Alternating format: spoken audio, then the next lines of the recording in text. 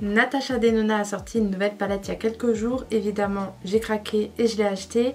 Je vais vous en parler aujourd'hui. On va faire aussi un make-up. C'est parti. Cette petite beauté s'appelle I Need a Warm Palette. Natasha Denona fait beaucoup de palettes. Mais sincèrement, quand je l'ai vue sur les réseaux sociaux, mes yeux, ils ont... Comme son nom l'indique, cette palette est composée essentiellement de tons chauds, va aussi y avoir quelques tons neutres, essentiellement des irisés et des mats, mais il va aussi y avoir un multichrome. Il m'a tapé dans l'œil. Elle est au prix de 73 € sur Sephora. Comme toutes les palettes Natasha Denona, on peut dépoter les fards, mais sincèrement, la palette est tellement jolie que qui va dépoter les fards? Natasha Denona. Pour certaines personnes, peut-être que c'est une palette qui va pas trop les intéresser, mais moi je l'ai achetée surtout en pensant aux prestations parce que c'est des teintes que je vais beaucoup utiliser pour les mariages, sur clientes, pour les shootings, etc. Donc pour moi c'était vraiment la palette idéale. J'ai vu plein de fards que je vais pouvoir mettre sur mes mariés. Aujourd'hui je vais vous montrer comment je l'utilise pour faire un make-up signature, assez lumineux, assez intense en même temps. Donc c'est parti. Je vais d'abord unifier ma paupière avec un anti-cerne.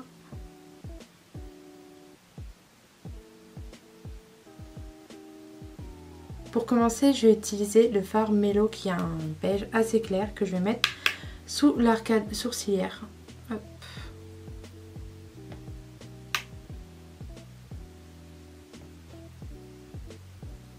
Pour reproduire ce maquillage, vous n'aurez pas besoin de cette palette là, vous pouvez le faire avec n'importe quelle palette, mais vraiment pour les personnes qui ont celle-ci, c'est une petite idée de maquillage. Donc là je vais prendre le fard Fervor qui est un joli caramel, ça va être mon fard de transition. Donc je le prends tout d'abord avec un pinceau assez fluffy comme ça. Donc moi je tape toujours pour enlever l'excédent et en faisant bien attention de ne pas avoir de plis. Je vais commencer par le mettre d'abord dans le coin externe. Je le mets dans le coin externe et ensuite avec des petits mouvements circulaires, je vais venir remonter. Toujours dans le creux de paupière. Je fais en sorte de ne pas avoir de démarcation.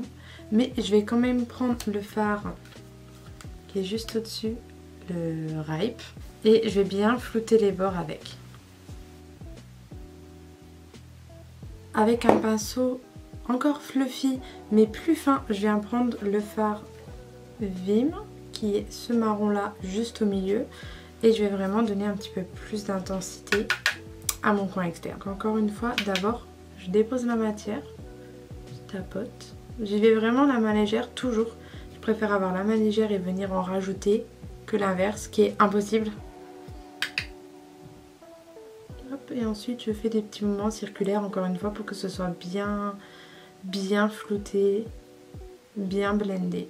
D'habitude je suis fan des fards irisés de chez Natasha Denona, mais là les mats, faut dire qu'ils sont super bien. En fait il faut pas suivre le pli de paupière, mais il faut vraiment suivre le creux. Donc là vous le sentez, hein, ça fait un creux. Pour tout ce qui est fard irisé en général, mais surtout ceux de Natasha Denona, je vous recommande de les appliquer au doigt. Vous verrez, ça va être magnifique, ça va super bien accrocher à la pulpe du doigt et en fait ça va apporter encore plus de pigmentation. Ça va être super joli. Donc là j'ai envie de prendre le fard Homey qui est celui-ci.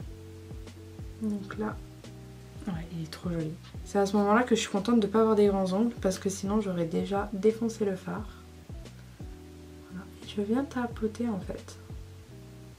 Super joli. Donc maintenant je vais prendre un crayon noir que je vais mettre en ras de cils et que je vais estomper. Vous prenez vraiment ce que vous avez. Moi j'ai pris celui que j'avais sous les mains, c'est celui de chez Martin Cosmetics, mais j'aime aussi beaucoup le Sephora Waterproof. Je vais mettre grossièrement en ras de cils. Et avec un petit pinceau précis, moi j'ai celui-là que je prends sur Shein. Vous venez l'estomper tout simplement.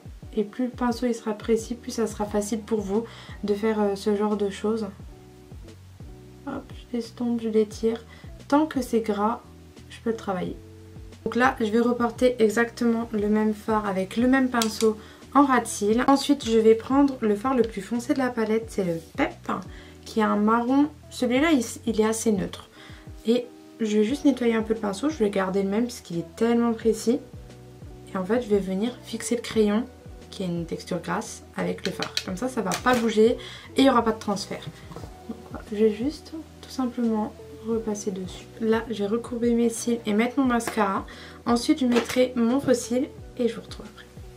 Tadam! Et voilà pour les fossiles, j'ai mis des fossiles qui sont quand même assez naturels. Ça va être des mini franges de fossiles que je mets surtout vers le coin externe pour pas cacher le travail des fards. Au niveau des rouges à lèvres, comme j'ai pas envie que les lèvres piquent trop la vedette aux yeux et à la palette, je vais faire quelque chose de nude.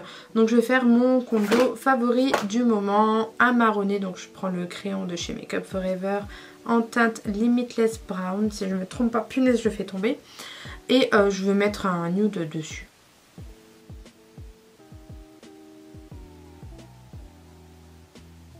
Et voilà pour le make-up. Du coup pour les lèvres je suis restée assez soft, hein. Mais vous voyez c'est vraiment quelque chose qui est pas compliqué mais qui fait vraiment son effet.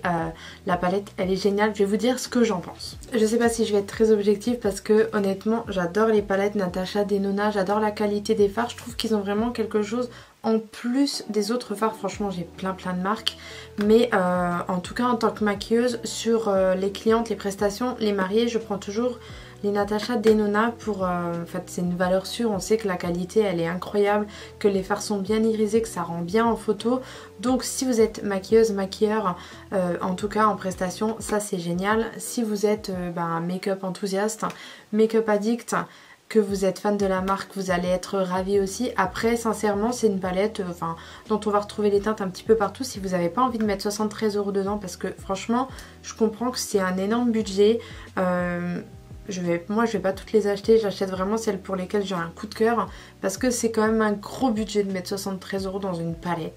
Mais sinon si on parle pas forcément du prix mais de la qualité des fards, franchement, bon j'ai pas tout testé encore, ça c'est Lasco. J'ai pas encore tout testé mais de ce que j'ai testé je suis ravie.